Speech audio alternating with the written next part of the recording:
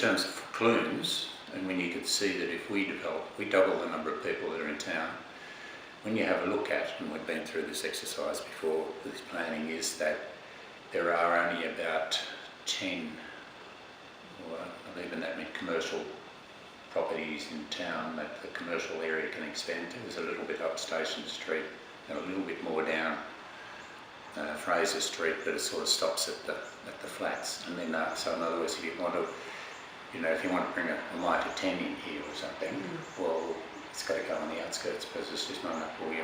Let's say you want to have a garden shop or something or other. You're just going to run out of space if you double the size of the town. So there's big planning issues, but we also want to not have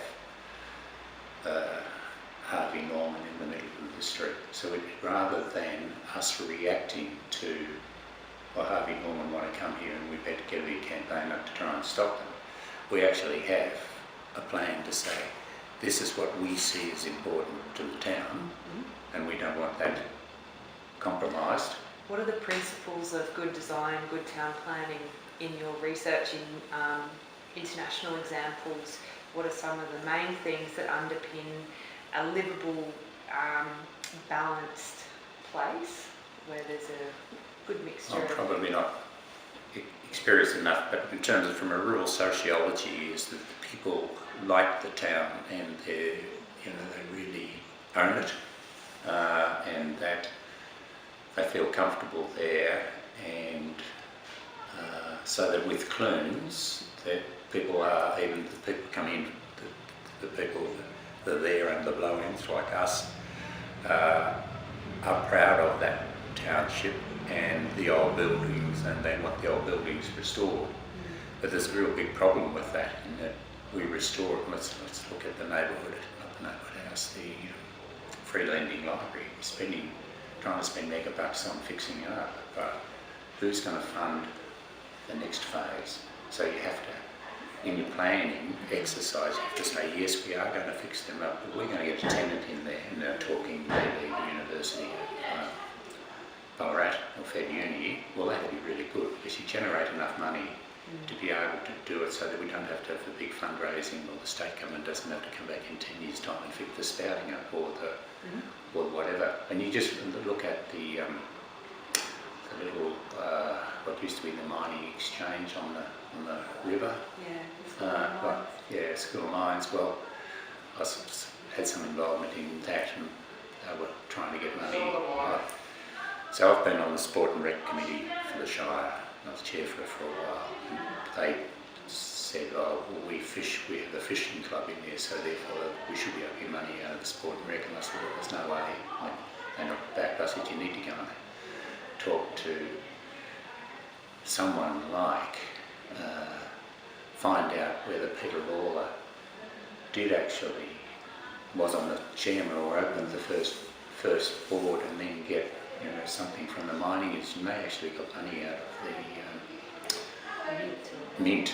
Yeah. So in terms of, but when you look at, that's used for Booktown, it's used for the fishing club, and I don't know whether it's used for anything else. So that's, to me, it's able to be used as a public resource as opposed to being. But the thing is that you've got the town hall, which is highly underutilised now, and the dining room, which is basically, that's where all the meetings in the town were. Well, now they're all down in the warehouse or elsewhere. So we're building and building and building all these things. But so we have, from a sustainable point of view, we've got to be able to, when we're looking at doing those buildings, we've got to be able to work out how to help make them sustainable in the longer term. And that then is, well, who are we going to attract to the town? When you're doing foresighting, one of the things that they say is that you can't predict the future, but just be prepared. And that's what I think this should do, is that it actually, so by saying, these are the things that are really good in the town and we really want to maintain. But here are, and when you look at the way the locals handled the Wesley, I thought that was absolutely brilliant, that they handled it in terms of saying, you can come here, but you have to fix that up, but well bend and mend so that you can have these buildings and whatever. So that's, I think, is genuine mutual yeah. contributions Yeah, and but responsibility. yeah, so in terms of, so we have, in the time that I've been here, someone was going to build a big nursing home, or retirement nursing home here in town, out on the road, and wanted to take over the bowling club, but they wanted the bowling club at their site, which was out to Smeaton Road, and whatever. Well, it didn't come to anything, but what we need to be able to say to whoever comes in With an offer, this is what is not negotiable, sure. this is what is highly negotiable, and these things, well, we probably don't want to do. I did a review of trying to get all the, for the football club, to try and get all the sporting facilities together in one spot, because the footy ground is too small, can't get enough cars around it, the buildings are below standard, but there's nowhere to move. So what I did, I talked to all the various players in town, the bowling club, the cricket club, the footy club, Wesley Neighbourhood House, this was 10 years ago, and basically asked them, well, what are their homes for the future, and well, how are they going to fund it, and what is the, how would they react to relocating to a combined location. And most of them sort of said, like the bowling club would like to shift the rinks, are not big enough, they haven't got enough room for the people that are there, they subsequently got flooded. The footy grounds, oh no, we don't want to shift. But Neighbourhood House was quite keen to, at that stage, because they were at the hospital, to shift, and also they would have managed the location. The Show Society would have possibly shifted if they could get a decent place, and there's a really good location on the left of Victoria Street. You come down and you go down Victoria Street on the left hand side, and there's a few horses in there. Well, so you could have got the showgrounds, the footy club, Neighbourhood House. Wesley wanted to be within 500 metres because they want security of their kids, and they met that need. And ultimately it was the football club that said that they didn't want to shift, because this is where we've been for 100 years and we would prefer to stay where we were.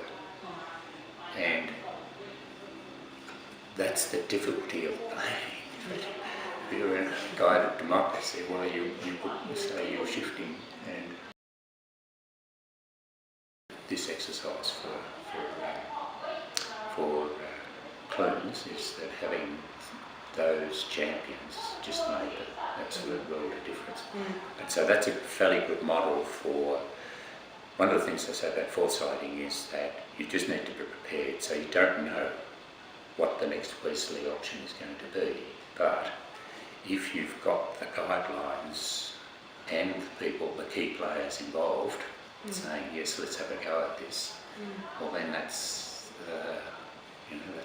great. That's like how it's likely to happen, I think.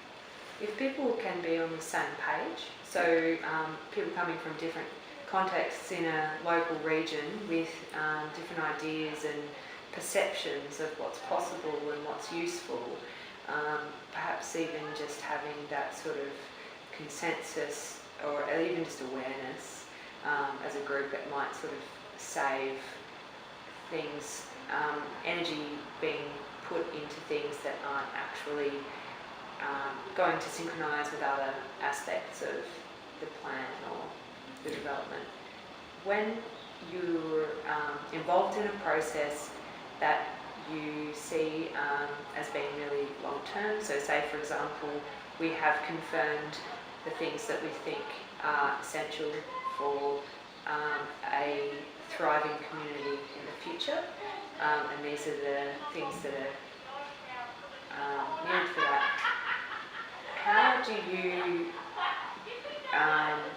continue that project through terms of government and changes in trends and over time, where there's so many variables?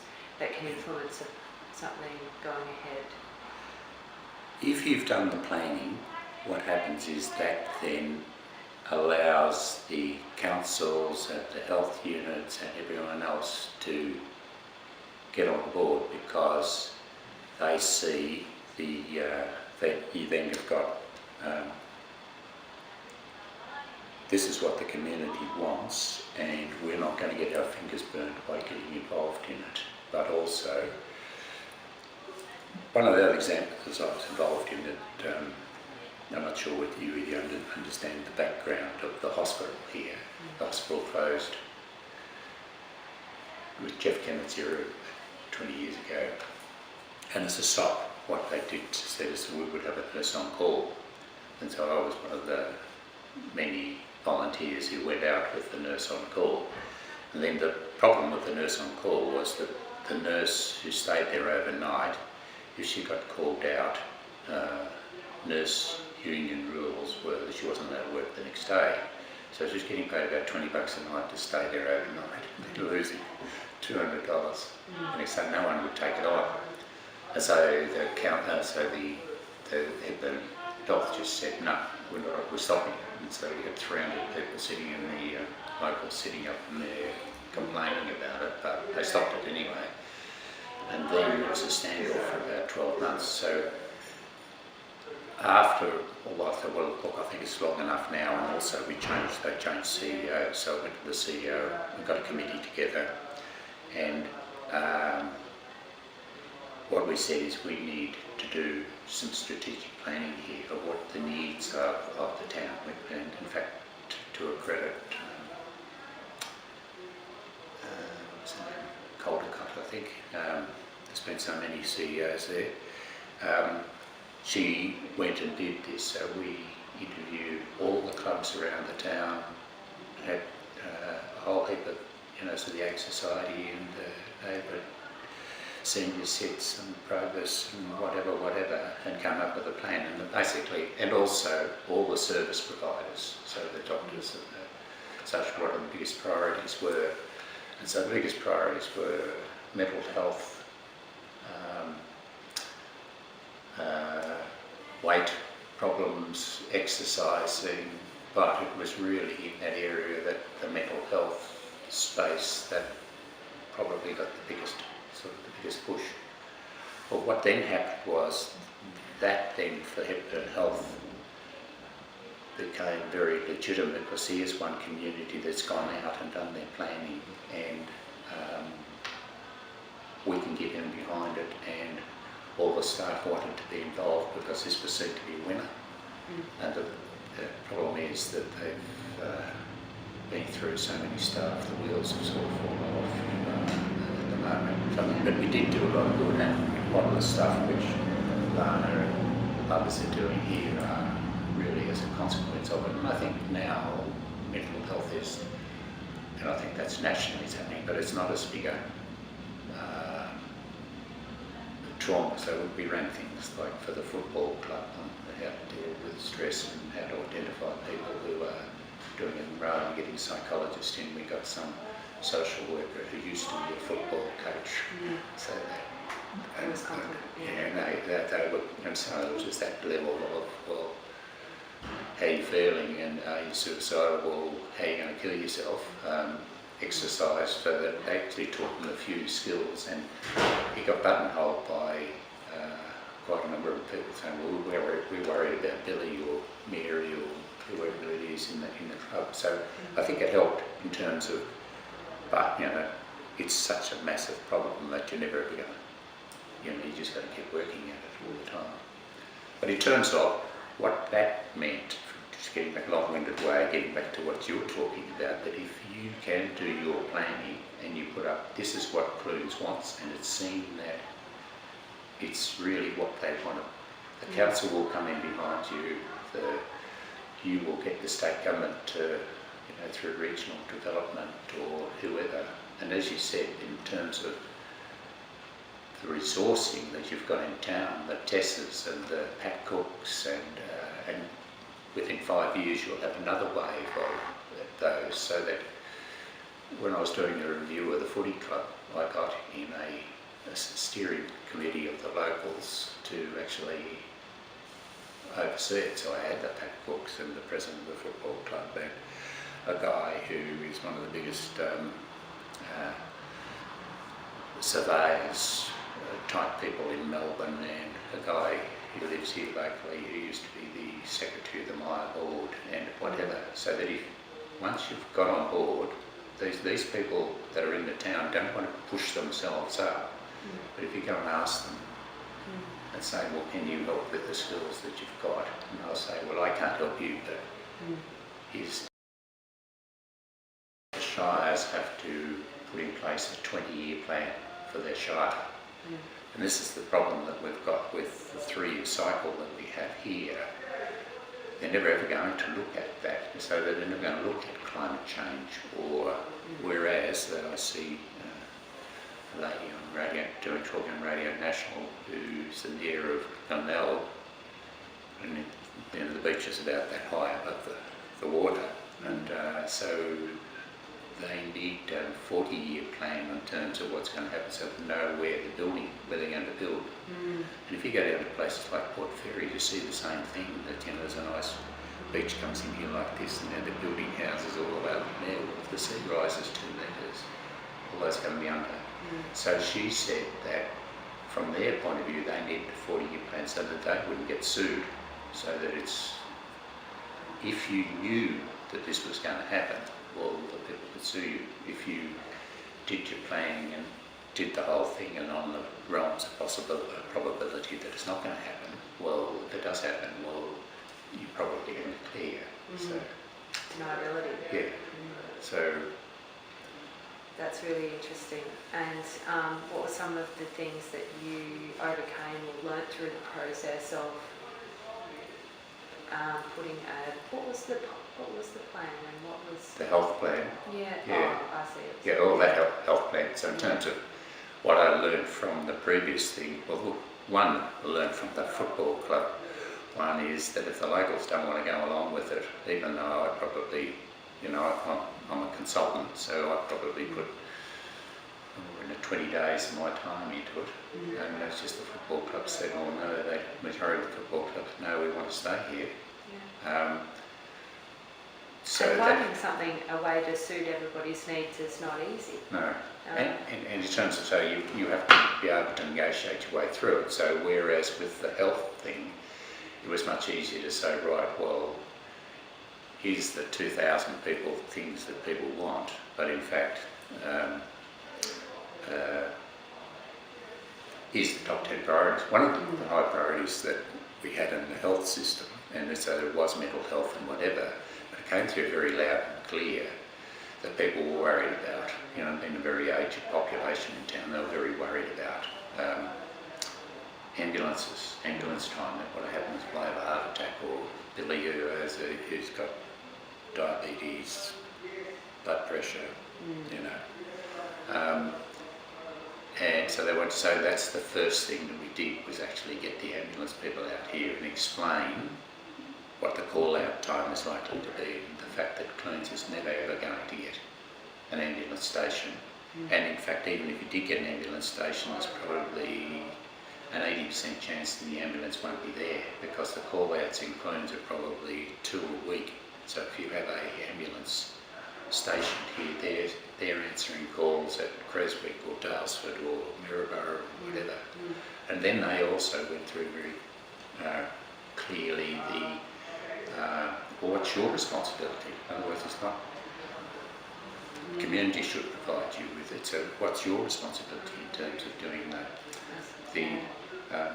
And so that's why so then we they went through all the right things, and then we did a CPR course and got the defibrillators documented around town, and an extra couple put up in a public places where everyone could see them, and that sort of thing. So I think that's the lesson to me, is that you really do have to get the community on board, even though not everyone is going to be, but you've got to get the Pancooks of the world on board, so that they can actually drive it. So, but when you have a look at the warehouse, there was lots of opposition to that being built. But in terms of there was enough people, and in fact we went over to Dalesford and the mayor had a swinging vote on whether it was to go ahead or not, and he wasn't too sure whether or not that was going to be a good thing for Clunes or not. And so Tim Hayes, who was the councillor at that stage, got the Pat Cooks and me and a few others to go over there and say this is the best thing since sliced bread. So he voted for it, which meant that it was 5 votes to 4 to go ahead with it. So you're right, there's always going to be lots of opposition, but if you have the right players and you have the evidence behind, and if you have a look at a friend of mine who used to work for me, she does conflict resolution, and what she says is that you get in there, you have discussions. You're never ever going to change the people over here who are totally and utterly adamant, but this great big mass of people in the middle who you can influence enough so that so she was working in areas like doing planned burn-offs of forests that might impact on the grapes in the Yarra Valley. So, you've got some people who don't want to do it because it's going to upset my nappies on the line, my clothes on the line, and never ever they're all a pack of bricks anyway. But then you were able to work your way through and say, right, well, we will shift the burning off from, we won't have any burn-offs on Monday. So that then that's Saturday, Sunday, Monday, we'll do it on whatever, so that you can actually, you can actually, and the people in the middle say, well, that's fair enough, we can run with that. So, so in terms of, I think that they're the sort of things that for us here, that we really, so the thing that I thought is, it's not the ideas that are going to be the important things, it's the process that you use, which is unfortunate because it's great to have a great idea and run with it, but if you don't take anyone along with you. And it's good to have evidence-based planning as well, because some of the, if you're looking into the future, as you said, you need to be sort of able to cater to things that may come up with an increased population or with climate change, and how to be best prepared for that does actually take some thinking, some real thinking, and certainly having that sort of strong negotiation and consultation with community can then basically help those people work with the projects. So of course that's really essential. And so in your opinion, you think that community strength in terms of planning can actually work through council despite any sort of change in government and other things that may come up along the way? So that's the issue that we've got to have, is that work out what are the things that we really like about the town, what we think needs to be improved. We need to work out how we're going to address these outstanding issues. So that one of the things that we're going to do if we shifted the footy club ground, we could have shifted the caravan park over the other side of the river. We probably would have to build it up to get it above the floodplain, but then you would open up that whole area for parking. So in terms of, that's the sort of jigsaw that you're going to have to deal with. And when those 4 streams of projection are happening, is it worth getting multiple perspectives on those? Because depending on who is taking that projection, they might be unconsciously applying a value system that's, the information could vary depending on who's conducting the research and the projection. Well, then you pick who you put in there, someone who knows that sort of has background in that sort of scenario, as well as some locals, so it's not seen as if they're being bulldozed. But in terms of you could get them to at least write the brief for it, so that because we have no idea in 30 years' time what's going to happen here in terms of You look at Bacchus Marsh to Melbourne, within another 5 years they'll be fully enclosed. Well, what's going to happen in Ballarat is it going to massively expand? And at the moment it's expanded to the west, and now they're saying, well, we're not going to expand any further than Cardigan, Windermere type exercise. So it's likely to come this way, but it's not likely to get as far as here. And the other thing is that what we have all these people transitioning into town who are 55, my age group, transitioning into town. So you have got health as a big issue. I think it's going to be a big limitation in terms of allowing people to come into town. And I think at some stage in the future that what will happen with the smaller hospitals, they'll disappear, or they'll be managed from Ballarat. So that Ballarat will manage Daylesford, Maryborough, Beaufort, whatever. And in fact, it happened in Queensland that Newman came in as the minister, and overnight they stripped out all the management of all the inland hospitals attached to, to the Longreach, to Rockhampton, whatever. And so they took out the boards, the CEOs, the accountant, head of nursing, and left them with a sort of charge nurse looking after those hospitals. Well, I think there is going to be something coming from outside, but we've still got to keep in mind that agriculture is a massive, great, big, important thing, and that it may be that the big development in town is going to be a grain storage depot, or you said one cropping up in Ballarat, but it could something like that. Well, again, what we want with that is that we don't want that to impinge on the visibility of the town. But we've got to make sure that, so that in terms of, at the moment, there isn't a industrial estate in town. No. So what's happening is that the people are getting outside the town boundaries where the regulations stop. Like, Malcolm Hole's got his place, and the guy further up the road, and Jim Robinson wanted to put up a small engine business, and he ended up going to Maryborough. So in terms of, if we were going to get a big industrial thing coming to town, they're going to face some very big issues in terms of, because there's nowhere where you want. And that's going to be one, when you have a look around small country towns where they have the industrial estates around, they're terrible big mess and terribly ugly.